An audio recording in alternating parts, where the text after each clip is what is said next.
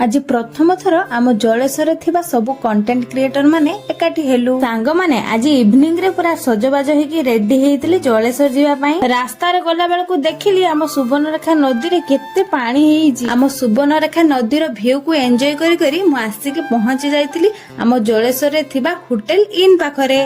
आउ सेठी पहुंची देखला बेलकु आम जलेश्वर थिबा बहुत कंटेंट क्रिएटर भाई भौणी माने आसिके पहुंची जाइतिले। तापरे मोर देखाइतिला आम जेना बाबू भाईको सह आहुरी बहुत भाई भौणी मानको सहित देखा हला, कथा हेली, समस्त घरे मिसिली आ बहुत बढ़िया लागिला। तापरे आमे समस्त चली जाइतिलु होटल भितरकू जोठी इवेंटटा होउतला। आमे समस्त जाइकी निज निज सीट रे बसी पड़िथिलु। आउ ए भौणी जनक मोर एठी बहुत बढ़िया सांग हेइ गले आजी। तापरे आसिके पहुंचीथिले आम गेस्ट माने भाषण देले आ भलो भलो कथा कहिले। बहुत नुआ नुआ कथा जानिलु आ सिखिलु।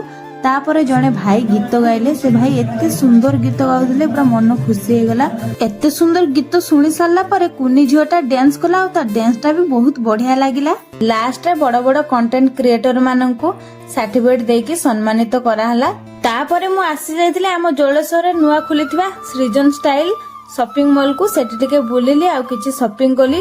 केते समय बुलाबुली करिकि मते बहुत जोरे भूख लागितला आ पेटरे पूरा मुसा दौड़थिला। सेति पे मु संगे संग चली गेली आम फेमस होटल मिर्ची को। आ सेठी जाके आमे दी जन से बिरयानी खाइले आ मु नान आ चिल्ली छतु खाइली। तापर घर को पळे आसिली।